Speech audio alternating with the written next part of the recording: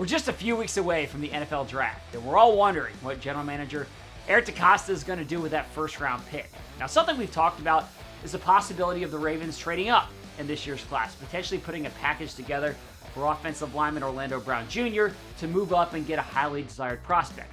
They could go that route, but I also think it's possible that this is a year where the Ravens trade back, potentially out of the first round entirely. Now, while I understand that this may not be what you want to hear, especially if you're thinking about staying up late on that Thursday night, only to have the Ravens trade out of the first round and not even make a pick. Nobody likes that.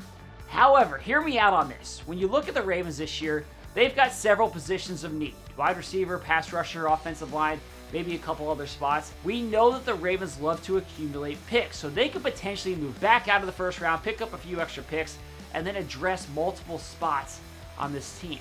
So what would we be looking at if the Ravens traded out of the first round? Well, NFL.com's Chad Reuter outlined this, and we highlighted it in Late for Work today. He speculated that if the Ravens were to go back from 27 to 35, they could add an extra pick in the 4th round and the 5th round.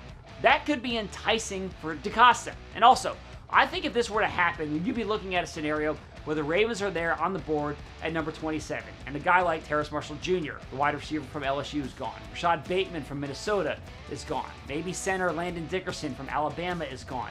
And the Ravens are looking at a handful of pass rushers in the mix. Maybe they go back to 35 or in that range, and they can still get a quality pass rusher and add the extra picks in the process. This is something the Ravens have done before. They've traded back multiple times. They did it twice in 2018. They did it again in 2019. So don't be surprised if it happens again. Now, as we're talking about all these rumors and the speculation, make sure you check out Late for Work every morning. It's a great resource to stay on top of all that news. Now, that's it for me on Final Drive. Thanks for watching. I'll see you again tomorrow.